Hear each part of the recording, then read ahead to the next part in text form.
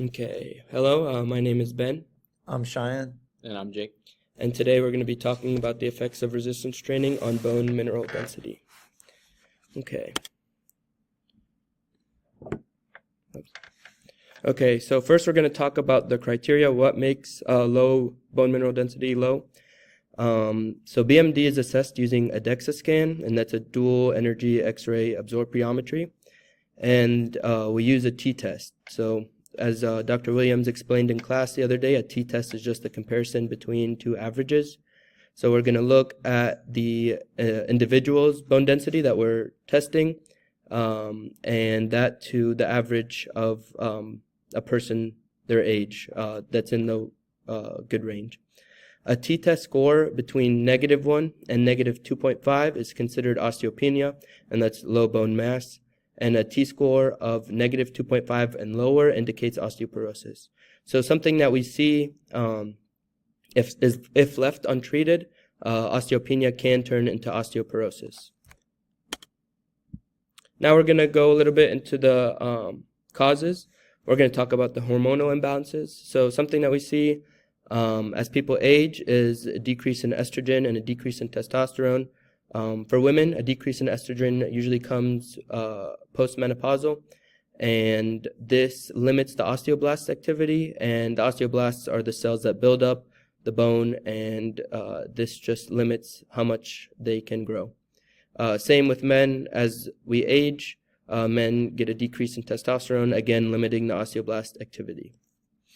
Next, we're going to talk about an increase in thyroid hormones. So what the thyroid hormone does is that it increases bone turnover, and what that is the hormone that tells the bone to build up, break down, build up, break down. So if you can imagine, it speeds up this process, and it works in tandem with a decrease in estrogen and a decrease in testosterone.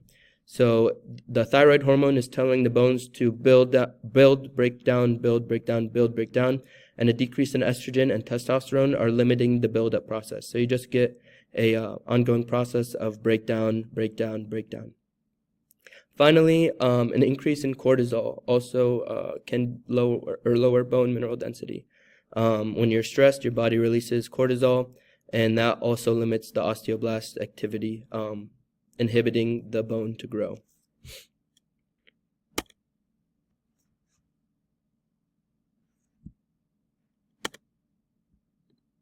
Next, we're going to talk about nutritional deficiencies. So first off, a decrease in calcium. As we know, calcium is a big part of the bone. So if the calcium intake is decreased, that will also decrease the mineralization of the bone matrix.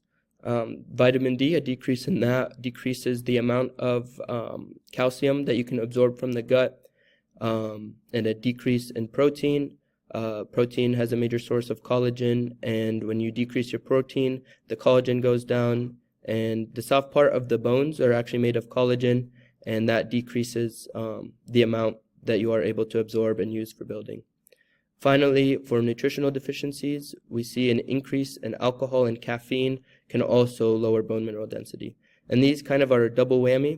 The effects, when you take them separate, you can take just alcohol or caffeine, both do the same, but they inhibit the amount that your body can absorb, but they also increase the amount that you excrete. So whether that's urine or sweat, an increase in alcohol or caffeine releases calcium from your body before it can be used. Next, we're going to talk about physical inactivity. So a lack of mechanical loading leads to a lack of strain placed on the bones. So we talked about in kinesiology last semester that Wolff's law, an increase in stress in a bone determines the way the bone builds up. But we see the opposite effect of this. So the osteocytes, these are the bones, or these are the cells that are kind of used as a signal for the stress. So if they don't find any stress placed on the bones, they will not tell the osteoblasts to build up. So it's kind of the reverse effect, that if a bone doesn't sense any stress, it will not build up to combat it. Now we're going to go into the review article, and it's the effects of resistance training on bone mineral density in older adults by Massini.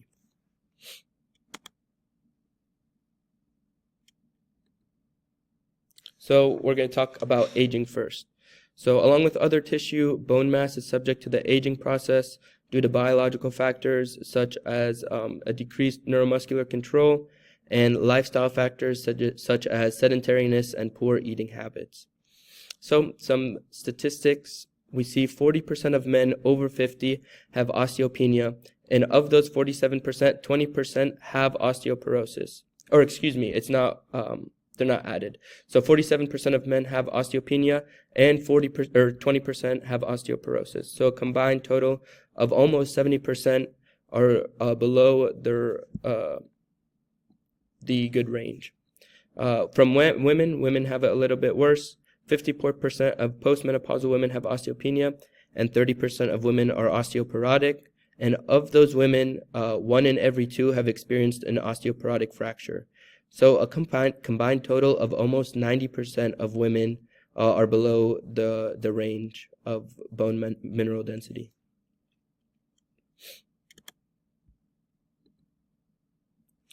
Next, we're going to be talking about the effects of training on BMD. So there are some kinds of training that are not the best for BMD buildup, and some kind of training that is.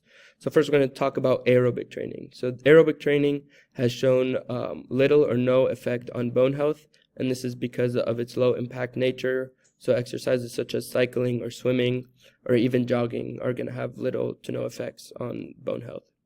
Resistance training, on the other hand, has been shown to be clinically significant on the effects that it has, and we're going to be talking about why that is a little bit later on. So now I'm just going to talk about the criteria of resistance training. This is kind of the baseline where we start to see results. This is not what every criteria should meet, but it's just the baseline for it. So we want a longer term exercise plan. So 4 to 6 months, this is where we start to see results. So anything over that is good as well. And this is something that you're going to want to continue on for the rest of your life. But we want medium to heavier loads, so 50 to 80% of 1 rep max. Again, this is why aerobic training doesn't work, because it's low impact, but high impact stimulates the osteocytes to build up and tells the osteoblasts to start the building process. So 2 to 3 sets per exercise 3 times a week. The consistency is also what helps. You can't just have a long training plan without consistency. Consistency is what starts to build up more than you're breaking down. And studies show that free weight exercises with 70% or higher of the 1 rep max suggest the greatest enhancement to BMD. I'm going to talk a little bit more about that in the next slide. So type of exercises. So exercises such as squat and deadlift have shown to improve BMD until 3.8%. So this is faster than machine counterparts. And if you think about why, exercises such as squat and deadlift place a higher load on the spine and on the hip, and this is kind of what their machine counterparts don't do. So when you're doing a leg press, you're not really getting that much strain on the spine or the hip. The machine counterparts are made to pinpoint the muscle, and no more, no less. And these results are seen as preventative. So this is why it's important. This is where we start to see more buildup than we're breaking down. And this is what we want. And this is why resistance training is so important in low bone mineral density.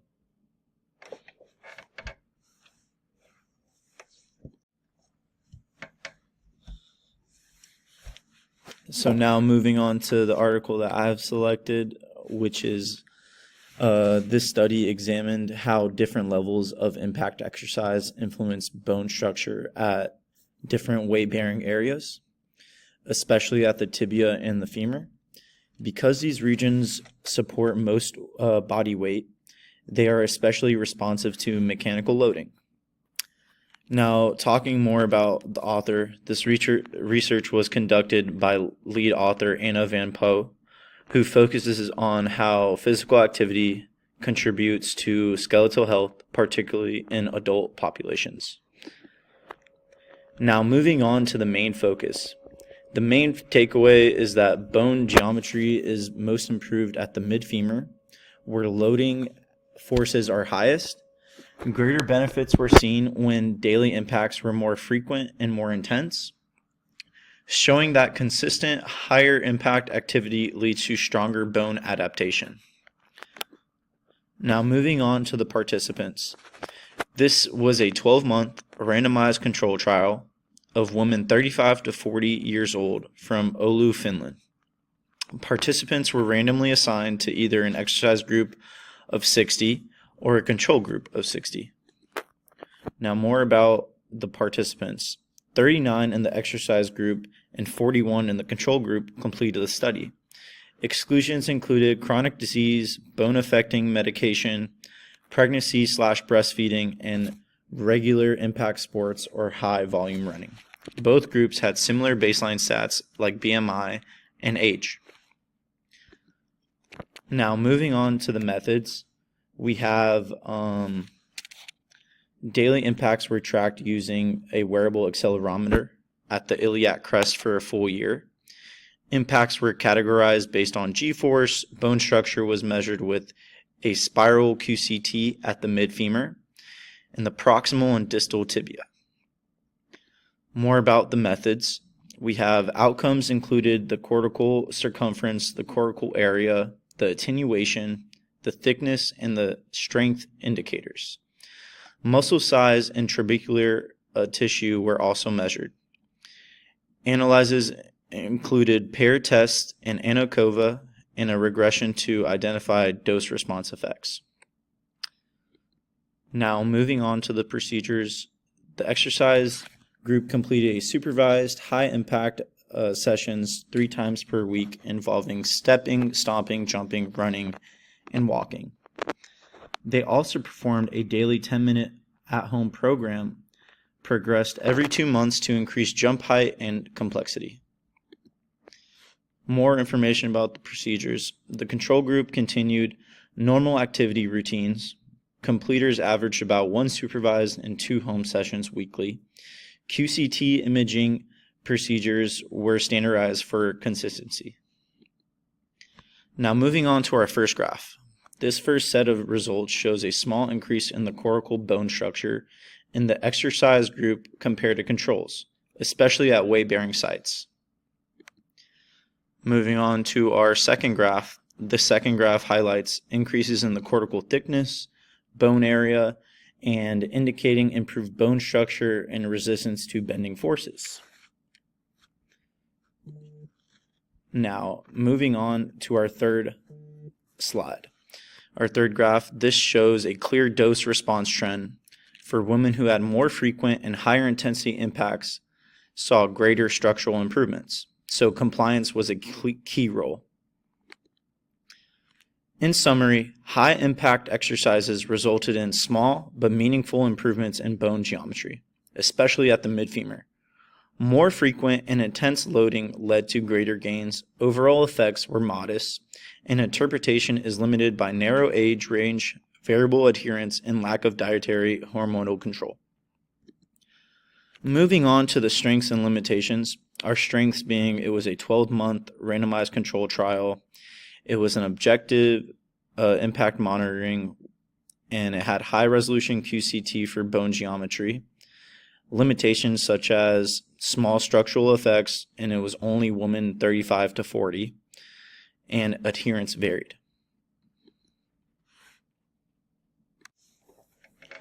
Okay, so for my study, we did a 40-week intervention on resistance training for bone mineral density in older adults, and we were just trying to figure out if there was a dose-response relationship between the intensities and the type of resistance training on the bone mineral density.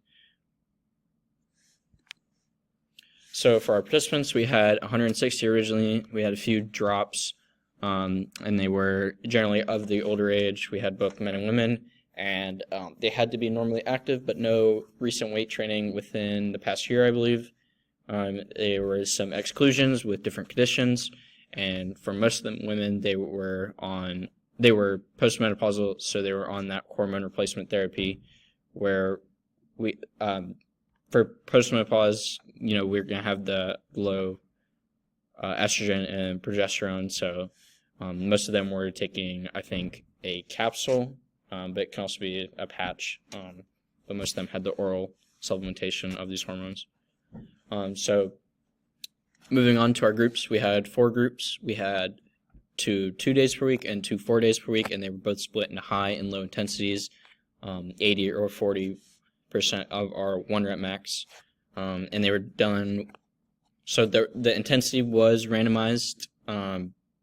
So they got a randomized intensity, but they were able to choose their frequency to increase the adherence. And this was, again, done over a 40-week intervention. So for our methods, we had a couple different resistance exercises on machines in a supervised environment, split into upper and lower body. We had 3 sets per exercise, and for the high intensity group, we had 8 reps at 80% of their 1 rep max, and for the low intensity, we had 16 reps at 40% of their 1 rep max.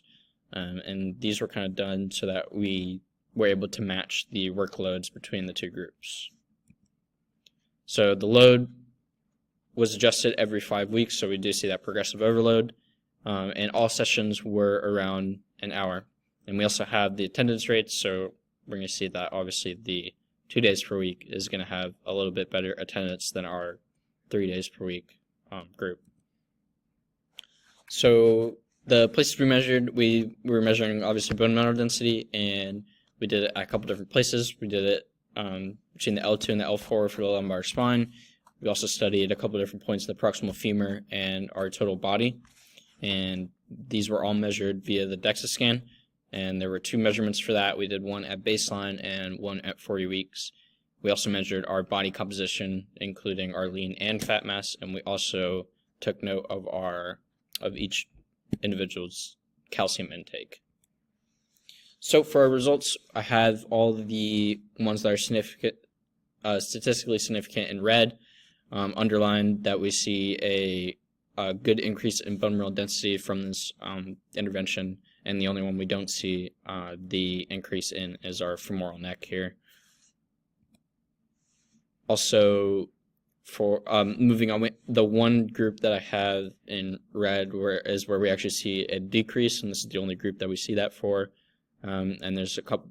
There's one idea is that the calcium intake was not monitored as much, so that's potentially one limitation for the study. But overall, there isn't really a significant intensity and frequency effect, so we saw good improvements regardless of our intensity and our frequency. That's the same thing for this graph. It's kind of easier to see that the femoral neck group did not have any significant improvements, and then we can obviously see the 3 LI group that does see that decrease. But overall, all resistance training programs are effective for bone and hip bone mineral density. The intensity did not matter that much because we did match the workloads, and the frequency only matters slightly for the trochanter size. And also another note is men may have greater spine adaptation from the higher loading. And another thing to note is that for the postmenopausal women, the only difference really was that they had that higher baseline because of those hormones that they're getting supplemented. So, and their effects on kind of the bone. But in summary, 4 weeks of resistance training improved our bone mineral density at our lumbar spine, trochanter, and our total hip. These are effective for all intensities and frequencies. And again, men and women, they responded pretty similar.